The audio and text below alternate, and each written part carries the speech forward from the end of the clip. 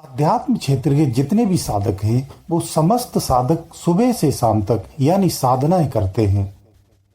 उन साधनाओं का लक्ष्य क्या होता है? समादिष्ट होना। साधना के माध्यम से समादिष्ट होना। दरअसल में समादिष्ट होना ही सही साधना का शब्द सटीक हो जाता है कि हम साधना कर रहे हैं। अगर समादिष्ट नहीं होते हैं तो वो साधना फिर नहीं होती है, यानी साधना का शुद्ध रूप नहीं हो सकता है, क्योंकि साधना का शुद्ध रूप तो समाधिष्ट होना ही होता है। तो जितने भी साधक हैं समाधिष्ट होने का ही प्रयास करते हैं या समाधिष्ट रहते हैं, यही अवस्थाएं होती हैं। तो आज मैं जो विषय पर बात करने जा रहा हूं ये बहुत महत्वपूर्ण विषय है। इस विषय पर आपको बहुत ध्यान से सुनना चाहिए, समझना चाहिए। जितने भी साधक हैं उन्हें जानने की परम आवश्यकता होती है। वैसे में अलग अलग समाधियों के बारे में अलग अलग युक्तियों को अलग अलग वीडियो के माध्यम से भिन्न भिन्न रूप से समझाने का प्रयास करते हैं, ताकि हर चीज को आप विस्तार से समझ सकें और उसको ग्रहण कर सकें। मैं बहुत सरल रूप से बताने का प्रयास इसलिए करता हूं ताकि जिस उद्देश्य से मैं आपको बता रहा हूं वो उद्देश्य पूर्ण हो सके, यानी जो मैं बोल रहा हूं वो आपके समझ में भी आना चाहिए, तब तो ठीक है। अगर समझ में नहीं आ रहा है तो फिर ये वाणी भी व्यर्थ हो जाती है। तो आज जो चर्चा कर रहा हूं, मैं चर्चा कर रहा हूं निर्लिप्त समाधि, यानी निर्लिप्त समाधि में मैं कैसे जाऊं। जो साधक साधनाएं कर रहे हैं उनकी इच्छाएं होती हैं। कुछ लोग अलग साधनाएं करते, अलग विधियों से करते हैं। तो साधकों की इच्छा होती है कि मैं निर्लिप्त समाधि में कैसे जाऊं। इसके लिए उनकी उत्सुकता जानने की रहती है कि क्या तरीके हैं, कि किस माध्यम से मैं अंदर में समाधिष्ट हो सकता हूं। देखिए, समाधिष्ट की विधियां तो बहुत सारी हैं, जिसे आप सभी लोग जानते हैं। उसे बताने या गिनाने की आवश्यकता नहीं है। उसके लिए हमें समय बर्बाद नहीं करना चाहिए, हमें पॉइंट की बात करना चाहिए। इसीलिए मैं निर्लिप्त समाधि की ही बात करूंगा। उस निर्लिप्त समाधि में आप कैसे स्थापित हो सकते हैं, इसके लिए बहुत सरल है और बहुत सहज है, आपको बता दूं। इसके लिए कोई बड़ी युक्तियां नहीं करनी है। अब मैं कुछ विस्तार से चीजें बताऊंगा। इन विस्तार से बताई हुई चीजों को जब सुनकर के अंत में आप स्वयं ही समझ जाएंगे कि निर्लिप्त समाधि में कैसे स्थापित हो सकते हैं। अभी तक जो मैं आपको बता रहा था समाधिष्ट करने का या ध्यान लगाने की, जो अलग अलग विधियां मैंने बताई हैं, अलग अलग वीडियो के माध्यम से बताया है, दरअसल में वो सब चीजें निर्लिप्त समाधि के लिए ही बताई गई हैं। कुछ विधियां उससे भिन्न हैं। जो आपको ऐसा लगता है कि निर्लिप्त समाधि नहीं हो सकती है, लेकिन वास्तव में समाधि वही होती है जो निर्लिप्त होती है। जब तक आप निर्लिप्त नहीं होंगे तो समाधिष्ट भी नहीं होंगे। सामान्य सी बात है। यह शब्दों का फेर हो जाता है, इसलिए आप भ्रमित हो जाते हैं कि यह कौन सी समाधि है। अब मैं इसको इस तरह से बताता हूं। देखिए, ऐसा होता है, आपकी त्रिकुटी है ना, दोनों भाग के मध्य का जो स्थान होता है, नाक के ऊपर में जहां से शुरुआत हुई है, इसको हम त्रिकुटी कहते हैं। कुछ लोग इसे भ्रकुटी कहते हैं। नाम अलग अलग होते हैं। जब हमारे क्षेत्र बदल जाते, भाषाएं बदल जाती हैं, तो लोग अपनी क्षेत्रीय भाषा में भी अलग नामों से पुकारते हैं। इसलिए आपको भ्रमित नहीं होना चाहिए। इसलिए मैं इशारे में स्थान बताता हूं कि दोनों भौहों के मध्य में और जहां से नाक प्रारंभ होती है, इसकी जो जड़ है, इसी को हम त्रिकुटी कहते हैं। यही त्रिनेत्र होता है, यही दिव्य दृष्टि होती है, जो लोग अलग अलग तरीके से जगाने का प्रयास करते हैं। कुछ लोग तो इसी में भ्रमित रहते हैं कि मैं दिव्य दृष्टि कैसे जगाऊं। मैंने इसके बारे में आपको बहुत सरलता से बताया है कि मैं बहुत तेजी से इन सब चीजों का खंडन करता हूं, और मैं हमेशा आपको भटकाव से बचा करके वास्तविकता से जोड़ने का प्रयास करता हूं। इस त्रिनेत्र को खोलने के लिए लोगों ने पता नहीं क्या क्या बता रखा है कि उससे त्रिनेत्र खुल जाएगा, पूरा ब्रह्मांड दिख जाएगा, भगवान जाने क्या क्या बताते हैं। खैर, इस त्रिनेत्र पर ही हमें अभ्यास करना होता है, ध्यान लगाना होता है। यहां बिंदु स्वरूप ऊर्जा होती है, वही ऊर्जा चेतन है। उस चेतना का हमें दर्शन होता है। प्रारंभ में बिंदु स्वरूप ही दिखता है, वास्तव में ये जब विकास हो जाता है तो बिंदु स्वरूप नहीं रहती है। जब तक विकास नहीं होता है तब तक ये बिंदु स्वरूप ही दिखती है। ये प्रारंभिक दिखती है, इसीलिए इसे बिंदु कहा गया है, बिंदी कहा गया है, पॉइंट कहा गया है। ये वही चेतना होती है जिसको हमें दर्शन होते हैं। जब भी साधक आप प्रयास करते हैं, थोड़ा सा भी ध्यान एकाग्र होता है और अंदर में जब झांकने लगते हैं तो ये बिंदु स्वरूप दिखती है।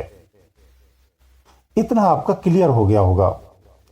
तो इसी बिंदु स्वरूप से अब सवाल ये उठता है कि मैं यहां इस बात को अधूरा नहीं छोड़ूंगा, इसको भी आप समझिए। ये बिंदु स्वरूप दिखती है तो फिर ये कैसे विकास करेगी और कैसे सफर इससे होगा आगे, ये जानना बहुत आवश्यक है। तो ऐसे समझिए, जब आप ध्यान करते हैं ना अंदर में, और जब आप ध्यान करते हैं तो एकाग्र होता है। एकाग्र होकर के ये वही बिंदु है, वही पॉइंट है, यही ठहरता है। इसका स्पष्ट फिर हो जाती है। जब अभ्यास करते हैं आप तो बिल्कुल स्पष्ट होती है। आपके इसी अभ्यास से ही कुछ क्रियाएं और होती हैं शरीरों में। अब वो भी समझ लीजिए, इसका कैसे विकास होता है वो क्रियाएं समझिए। 5 प्राण हैं और 5 प्राणों के 5 उपप्राण हैं। जो ये 5 प्राण हैं, जब आप साधनाएं करते हैं तो ये 5 प्राणों की एकाग्रता होने लगती है। जब इन 5 प्राणों की एकाग्रता होती है तो इनसे उत्पन्न जो उपप्राण हैं वो स्वतः से ही इनमें समाहित होते हैं। तो सबसे पहले उपप्राण प्राण में आता है और प्राण फिर जो अपान उदान व्यान समानी जितने भी है ना, ये चारों ये समेट करके केवल प्राण रह जाता है। इस तरह से सारे प्राण समेट करके एक हो जाते हैं। तो प्राणों की जो व्याख्या की गई है कि प्राणों के 5 प्राण बताए गए हैं, यानी जो प्राण शक्ति है, यानी शरीर को जो ऊर्जावान करने वाली जो क्रिया होती है ना, उसे प्राण कहते हैं। दरअसल में ये पूरे शरीर में फैले हुए हैं। तो ये अलग अलग कार्य करते हैं, अलग अलग क्षेत्र है इनका, सबका अलग अलग कार्य बटा हुआ शरीर में। हर प्राण अलग अलग कार्य करता है, उसी अनुसार उसकी जिम्मेदारी है और उसका क्षेत्र निर्धारित है। इसीलिए इसे प्राणों का विस्तार किया गया। दरअसल ये शरीर में ऊर्जा जो विचरित है, ये उसका विस्तार है जो प्राण के रूप में कहा जाता है। तो जब हम एकाग्रता ऊपर में लाते हैं तो ये प्राण स्वतः से ही एकाग्र होने लगते हैं। जब ये पहले उपप्राण होते हैं एकाग्र, तो नस नाड़ियों में खिंचाव होने लगता है। ये इसी का खिंचाव होता है।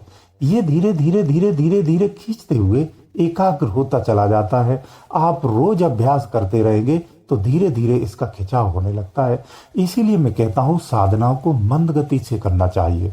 जब आप साधनाएं करते हैं तो आपको सीधा ये लगता है कि 8 दिन में मैं 10वें द्वार को पार कर जाऊं, वो परमात्मा में लय हो जाऊं।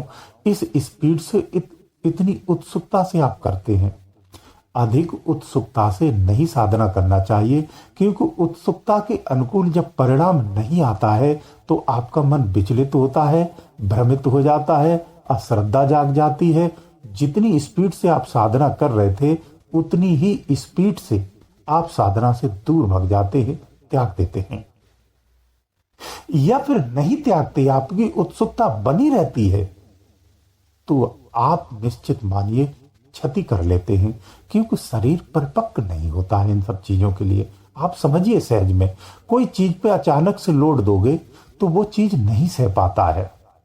ये इसीलिए शारीरिक क्षतियां हो जाती हैं। तो साधनाओं को सहजता से, सरलता से, मंद गति से करना चाहिए। इस हिसाब से करना चाहिए कि आपके शरीर को पीड़ा ना हो। यानी शरीर को पीड़ा तभी होती है जब उसके बर्दाश्त से बाहर हो जाती, यानी शरीर कोई चीज नहीं झेल पा रहा है तो पीड़ा उसे होती है। तो इसे पीड़ित करना है, यानी आपको अपने आप में कन्वर्ट करना है, अभ्यास करना है। इसे मंद गति से धीरे धीरे करिए। इससे क्या होगा, आप में ठहराव बहुत आएगा, आप में भ्रमता कभी पैदा नहीं होगी, शारीरिक क्षति भी नहीं होगी, और अपने मार्ग पर आप अडिग रहेंगे और अटल रहेंगे। और आपकी श्रद्धा गहरी होती चली जाएगी। श्रद्धा का भाव यही होता, मैंने पहले भी आपको बताया है, समय के साथ ये और गहरी होती चली जाती है और लगाव बढ़ता जाता है। जो आसक्ति होती है, आसक्ति बहुत तेजी से उभर के अंदर में आती है, उसके अनुकूल जब रिजल्ट नहीं मिलता है तो उतनी ही तेजी से शून्यवत हो जाती है और समाप्त हो जाती है। तो इसलिए बहुत सारे साधक आपने देखे कि 6 महीने उन्होंने बहुत तेजी से साधना की और फिर उन्हें रिजल्ट नहीं मिला तो उन्होंने खुद को या तो फेल घोषित कर दिया या फिर गुरु को घोषित कर दिया या ये अध्यात्म मार्ग को ही कर दिया। तो ऐसे साधक कई सारे गुरुओं को भी बदलते रहते हैं, कई सारी साधनाओं की विधियों को भी बदलते रहते हैं। तो हमें ये सब नहीं करना है। आपको जल्दबाजी कदापि नहीं करनी है, सहजता में ही कार्य करना है, धीरे धीरे साधनाएं करनी होती हैं। अब मैं वापस उसी पॉइंट पे आता हूं। ये प्राण जब धीरे धीरे सारे शरीर से खिंचता है, इसी में खिंचाव होता है। किसी की शरीर की स्टेमिना कम होती है तो उसे अधिक पीड़ा होती है, किसी की क्षमता मजबूत होती है तो उसे कुछ भी नहीं होता, जरा सा आभास होता है और अपने आप को एकाग्र कर लेता है। तो जब प्राण एकाग्र हो गई, यानी सिर्फ प्राण रह जाता है, बाकी नाम हट जाते हैं, यानी बाकी समस्त ऊर्जाएं एकाग्र हो जाती हैं, यही प्राण फिर ऊपर को चलता है। तो जब ये एकाग्र हो जाता है और जब ऊपर को चलता है, एक चीज और आपकी होती है इसी के साथ में, एक नाद भी चलता है। तो जब आप अभ्यास करते हैं, श्वासों के माध्यम से अभ्यास करते हैं, तो इधर इस जाप का भी रहता है, उधर आप क्या करते हैं, नाद का भी श्रवण करते हैं। ये जब दोनों अवस्थाएं मेल होने लगती हैं और प्राण ऊपर में उठने लगता है और ये चेतना रूपी जो बिंदु है ना, ये बिंदु तभी विकास होती है। मैं आपको बता दूं, ये स्पष्ट दिखता है, जो साधक इसमें अंदर में गए होंगे वो इस चीज को समझ सकते हैं। ये जो आपका प्राण है ना, ये जो बिंदु है, दोनों की एकता हो जाती है, बिल्कुल एकता हो जाती है। जब ये एकता होती है तो परम ऊर्जावान हो जाता है। ये होता है बहुत ऊपर में, प्रारंभ में अलग भिन्न दिखते हैं, तो ये बिंदु प्रकाश स्वरूप दिखने लगती है। ये बहुत ही प्रारंभिक अवस्था होती है जहां साधक बहुत से भ्रमित हो जाते हैं। किसी को थोड़ा प्रकाश दिखता है, टिमटिमाता हुआ दूर से दिखता है, किसी को बहुत तेज दिखता है, अलग अलग स्थितियों में अलग अलग दिखता है। ये भिन्न अनुभव होते हैं, लेकिन प्रकाश ही दिखता है। जब ये दोनों का अभ्यास करते एकाग्रता हो जाती है, फिर आप बहुत स्पीड से ऊपर चलते हैं, फिर भ्रम की स्थितियां आपकी कम हो जाती हैं और ये बिंदु प्रकाशमय हो जाता है। तभी जाकर के कहते ना, हमारी सूरत खुल गई है या सूरत जागृत हो गई है। दरअसल में वही अवस्था होती है। तो सूरत की जो लोग बात करते हैं, मैंने इसीलिए सूरत शब्द को भी यहीं पर जोड़ दिया है। देखिए, आप कितने भी नाम लीजिए, कितनी भी अवस्थाएं जोड़ दीजिए, अंदर का मार्ग तो सिर्फ एक ही है और एक ही अनुभव होता है। उस अनुभव को अलग अलग संतों ने अलग अलग नाम दे करके पुकारा है, इसीलिए हम भ्रमित हो जाते हैं। चीज एक ही होती है। संतों का स्वभाव होता है, मदमस्त होते हैं, उनके मन में जो आ जाता है वही शब्द पुकार देते हैं। तो होता यह है कि उनके अनुयायी उसी शब्द को स्वीकार करके वैसा ही मान लेते हैं, इसीलिए अलग अलग नामों की प्रधानता कही गई है। इसके अलावा और कुछ भी नहीं है। अंदर में तो एक ही चीज है ना। आप किसी भी विधि से आएंगे, अंदर में तो उसी मार्ग से ही जाना पड़ेगा। तो मार्ग एक ही है अंदर में, इसलिए यहां आपको भ्रमित नहीं होना चाहिए। यही जो अवस्था होती है आपकी निर्लिप्त समाधि अवस्था होती है, यही समाधि अवस्था होती है।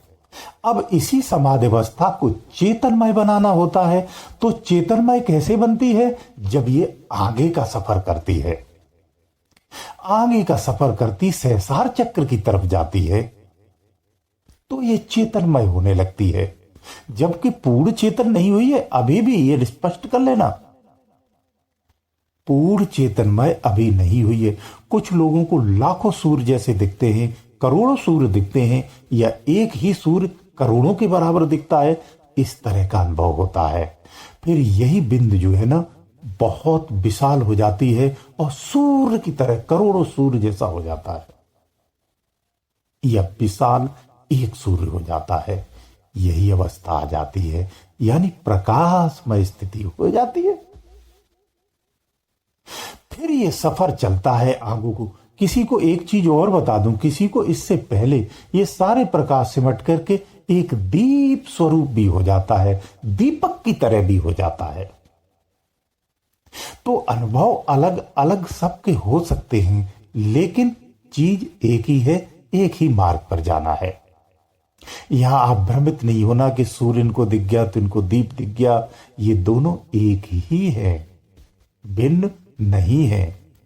कुछ साधकों को शुरू में टिमटिमाना दिखता है, बहुत दूर लाइट दिखती है, कभी दाएं कभी बाएं, कभी सम्मुख ऊपर कभी नीचे, इस तरह से भी। प्रारंभिक उन साधकों को मैं बता दूं, आपको रोज अभ्यास करना है।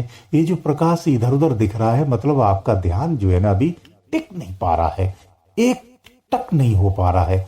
ध्यान को अंदर में एक टक करना होता है। जैसे बाहर आप त्राटक सिद्ध करते हैं ना, तो एक पॉइंट पर ही ध्यान लगाते हैं। जैसे बहुत सारे पंथ हैं हमारे यहाँ, एक बहुत बड़ी संस्था भारत में चलती है, वो त्राटक ही सिद्ध कराते हैं दीपक जला करके।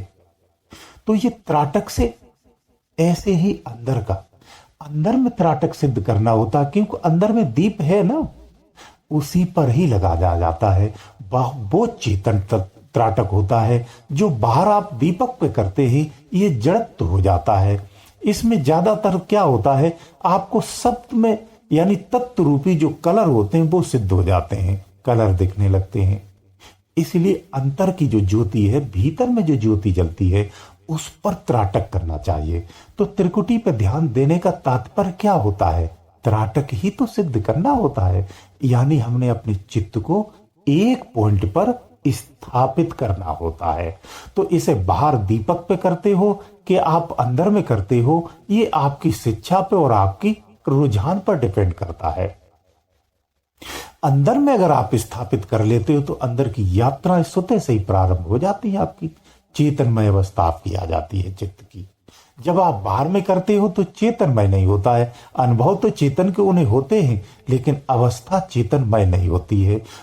उसका कारण भी बता दूं, प्रमाण दे देता हूं मैं इस बात का भी, अगर मैंने बोला है तो, कि बाहर में जब आप त्राटक आप सिद्ध कर लेते हैं तो आपका हृदय परिवर्तन नहीं होता है। इसलिए मैंने कहा, अगर यही त्राटक आंतरिक में अंदर में जो ज्योति जलती है उस पर डेली अभ्यास करके अगर आप सिद्ध कर लेते हैं तो आपका हृदय परिवर्तन हो जाएगा।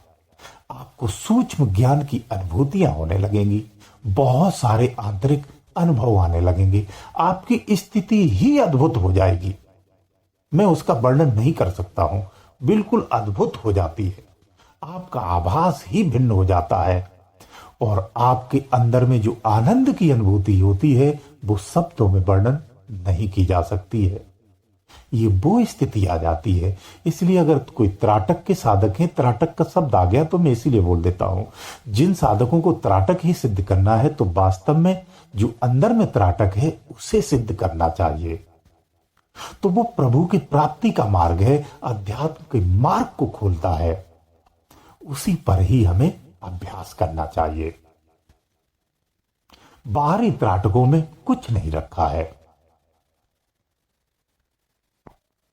यहां एक और अनुभव की आपको बात बता देता हूं। जब त्राटक सिद्ध हो जाता है तो बहुत सारे लोगों को अलग अलग देवों के दर्शन होते हैं, जिसमें सबसे ज्यादा शिव के ही दर्शन होते हैं। भगवान भोलेनाथ के दर्शन होते हैं, या उनके डमरू के दर्शन हो जाते हैं, या उनके त्रिशूल के दर्शन हो जाते हैं, या उनके त्रिपुंड के दर्शन हो जाते हैं, या उनकी जटाइयों का दर्शन हो जाता है, या फिर उनकी बहती हुई जटाइयों से गंगा के दर्शन हो जाते हैं। ये दर्शन होते हैं जब आपका त्राटक सिद्ध होता है, प्रकाशमय होता है। ये अद्भुत घटनाएं अंदर में होती हैं जो साधक अंदर में अभी चल रहे होंगे। मैं समझता हूं उनका ये समाधान यहां हो जाता है और उन्हें बेफिक्र हो जाना चाहिए। ये अवस्था उन्हीं की है, उन्हें इस तरह से समझना चाहिए। ये वहीं के अनुभव हैं, यानी उनका त्राटक सिद्ध हो रहा है। शिव के तभी दर्शन होते हैं। शिव के इस तरह सहज में दर्शन नहीं होते हैं। अगर होते हैं तो उनका मायना, उनका अर्थ, उनकी परिभाषा ही अलग होती है। ये नहीं होती है। हर परिभाषा का, हर अनुभव का अलग अलग महत्व होता है, अलग अलग वजह होती है, अलग अलग कारण होते हैं। साधना में जब आप सफर करते हो तो अलग अलग अनुभव अलग अलग स्थानों पर इसीलिए प्राप्त होते हैं। तो अभी मैं जिस स्थान का आपको वर्णन बता रहा हूं या जहां की व्याख्या कर रहा हूं ना, ये प्रकाशमय अवस्था है आपकी। अब जब यहां से सफर आगे चलता है तो ये सहसार तरफ जाता है। यानी यहां से दर्शकों को सहसार चक्र के दर्शन होने लगते हैं। बहुत सारे साधकों को हो जाते हैं। तो वो साधक यही समझते मैं सहसार पे पहुंच गया हूं। अभी आप सहसार पे नहीं पहुंचे हैं, क्योंकि सहसार पे जाने के लिए बड़ा कठोर तप करना है अभी आपको। अभी कई सारी प्रॉब्लम यहां आगे आने वाली होती हैं। जब तक आप पूर्ण निर्लिप्त नहीं हो जाते हैं, यहां प्रकाश देखते हुए स्वयं को यह आभास करते हैं कि मैं प्रकाश देख रहा हूं, यानी आप बिंदु की पूर्ण जागृत अवस्था में नहीं हैं। तो इस अवस्था में आप सहसार चक्र पर नहीं पहुंच पाते हैं, उसे दर्शन रोज कर लेते हैं। आपको यह लगता है कि मैं सहसार चक्र पर मेरी स्थिति है अभी, जबकि ऐसा नहीं है। अगर आपको लगता है तो आज अंजवा के देख लेना, अंदर में टेस्ट करके देख लेना, समझ के देख लेना, फिर मुझे बता देना। क्योंकि सहसार चक्र पर जाने के लिए एक रास्ता है, एक मार्ग है जो बहुत ही सकरा है, जिसे संतों ने अनेक नामों से वर्णन किया है। उस मार्ग को प्रशस्त करना होता है। उस मार्ग को पार करना ही थोड़ा सा टिपिकल होता है। यही पूर्ण निर्लिप्त होना पड़ता है। जो साधक पूर्ण रूप से निर्लिप्त नहीं हो पाते, यानी संसार से जो आपकी लिप्तता है, इस निर्लिप्त का भी मतलब समझ लीजिए। कुछ लोग यही नहीं समझ पाएंगे कि निर्लिप्त क्या है। यानी संसार का जो आपको भास है, संसार में जो आपकी आस्था है, जो संसार आपकी चित्त के अंदर बसा हुआ है, उसकी बात कर रहा हूं। वो जब तक पूर्ण रूप से हट नहीं जाता है, छूट नहीं जाता है, दूर नहीं हो जाता है, उसकी याद नहीं मिट जाती है, तब तक आप निर्लिप्त नहीं हो पाते हैं। इसी को निर्लिप्त होना कहते हैं।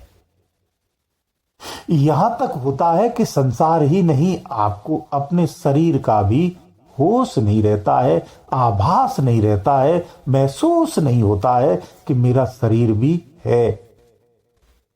ये अवस्था समाधि अवस्था होती है। यानी आप स्थूल शरीर को भूल जाते हैं, पूर्ण रूप से भूल जाते हैं। बिल्कुल आभास ही नहीं होता है कि मेरा स्थूल शरीर भी है। यही निर्लिप्त समाधि होती है। वास्तव में यही निर्लिप्त समाधि है। यहीं से फिर सफर ऊपर का प्रारंभ हो जाता है, जिसमें आपको बहुत जोर नहीं लगाना होता है। ये अपने आप धारा चलने लगती है, आपके नित अभ्यास से चलती है। जितना आप रोज अभ्यास करेंगे, ये धीरे धीरे धीरे धीरे धीरे धीरे ऊपर की तरफ उठने लगती है, बहने लगती है, सफर करने लगती है। जैसे ही सफर करती है तो ये अपनी अवस्थाओं को मार्ग के अनुसार बदलने लगती है। आपको नहीं बदलना होता है, ये भी ध्यान रखना। कुछ साधकों में सोते से ही परिवर्तन आने लगते हैं, तो वो घबरा जाते हैं कि ये क्या हो गया है। बहुत सारे विचलित हो जाते हैं। किसी का तो अभी मैंने वही समाधान किया था कि वो बेचारा उस ऊपर तक पहुंचने के बाद नीचे गिर गया। ये सोते से ही परिवर्तन होता है, आपको कुछ नहीं करना होता है। सारी व्यवस्थाएं अंदर में है। जैसे जब कोई चलता है तो उसके मार्ग को साफ कर दिया जाता है, आगे चलने के लिए व्यवस्था बना दी जाती है। ये भी आपके साथ होता है, आपकी व्यवस्थाएं बनाई जाती हैं, तो उसी में आपका परिवर्तन होता है। इसी को सुते से होने वाला परिवर्तन कहा जाता है, जिससे आप भ्रमित हो जाते हैं, आपको पता नहीं होता है। यही आपकी निर्लिप्त समाधि होती है। इसी में हमें निर्लिप्त होना है, इसी के लिए अभ्यास करना चाहिए। मंत्रों से अजपा से चलते हैं, फिर अनहद में समाहित होते हैं। कभी आपको बता दूं निर्लिप्त समाधि कैसे होती, इस बात को भी समझ लीजिए। एक सामान्य व्यक्ति को ले लीजिए, आप बिल्कुल सामान्य कोई साधना नहीं करते हैं। थोड़ी देर के लिए आप कान बंद करके अपने आप को अनहद में लगा दीजिए और उसको सुनने लगिए। आप इस अनहद को सुनने से इतना जादू होता है इसमें कि आप सुते से ही थोड़ी ही देर में जीरो हो जाएंगे। आप एकदम एकाग्र हो जाएंगे, आपका विचार विचार सब शून्य हो जाता है। इसमें इतना पावर होता है, इसीलिए कहते हैं यही मार्ग श्रेष्ठ मार्ग है। जो इस मार्ग पे चलता है ना, बहुत तेजी से ऊपर उठता है, उसे कम समय में 10वें द्वार को प्राप्त कर जाता है। ये सीधा और सरल मार्ग है, इसलिए तमाम मार्गों में ना फंस करके इस मार्ग को अपनाना चाहिए, तो कम समय में आप इस शरीर के बाहर की अवस्था को प्राप्त कर सकते हैं। तो वास्तव में यही निर्लिप्त अवस्था होती है जो मैंने आज आपको बताई है। गुरुदेव दयालु, गुरुदेव दयालु।